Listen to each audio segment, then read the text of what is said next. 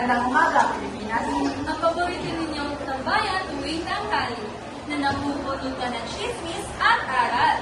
Hindi lamang tungkol sa kasalukuyan, kundi pati na rin sa nakaraan.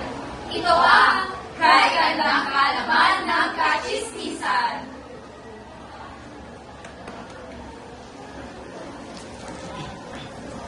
Grabe, ang ganda ng umaga nito. Tama ka, Patsika Mariel. Lalo na sa ating mga bisita ngayon ay sigurado magpapasaya at magpapasayaw sa atin. Aba, parang mapapalinis tayo nito. Dahil ang mga kasama natin ngayon ay ang makeup group na kahit kaka-debut pa lang ay agad na sumikat. Ang kailang hit song na Ulala ay umabot sa top 1 ng top 100 hit song ng Asia. Alamin natin ang kanilang kwento at mga pinagdaanan ng bago sila nagkakulay.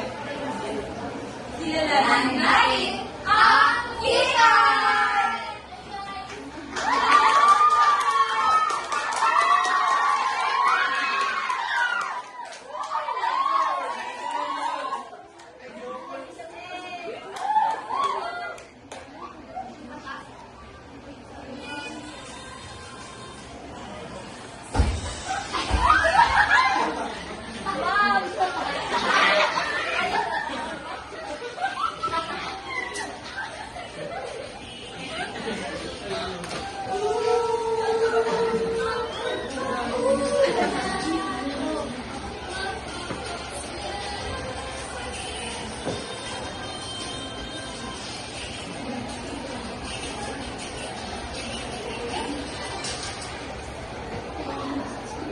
Isa, dalawa, tatlo.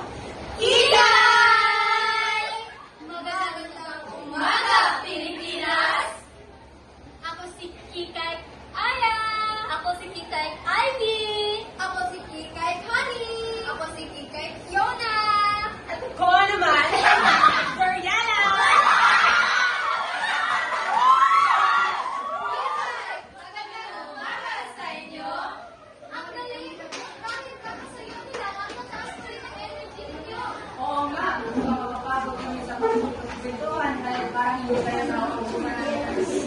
Pero bago ang lahat, gusto namin malaman, ano ang pinagdang na bigla kayo sa simba?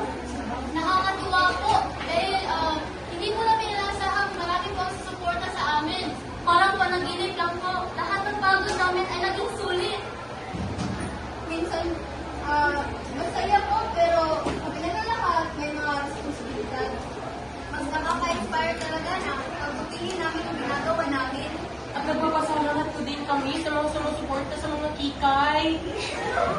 Napakasarap pakinggan yan. Pero alam natin na bago ang tagumpay ay maraming mga pagsubok ang pagdadaanan. So, maaari ba ninyong ibahagi ang naging karanasan nyo sa dati nyo kalinahan bago kayo nagsimulat? Noon po, kami po ay butulado. Simpleng opinion natin ay hindi nila pinapakinggan at yung mga gusto lang nila ang masusunod. May mga pagkakataon po pinapag-deliver kami sa maraming tao kahit maliit na ang mali namin. Minsan po, pinipilit kami mag-perform kahit sobrang pagod na kami. At hindi rin patas yung pagkakato. May mga napapaboran, may napapabayaan din. At pinilit na lang namin na tumahimik kasi baka mawalan yung oportunidad makapagtrabaho dito. Nakakalungkot namang marinig iyan. Isa itong malinaw na halimbawa ng mga abuso sa kapangyarihan. Hindi lang ito nangyayari sa entertainment industry. Kahit noong panahon ng kasaysayan, may mga taong ginagamit ang kanilang kapangyarihan upang mangakit at tutulungan ng ibang tao.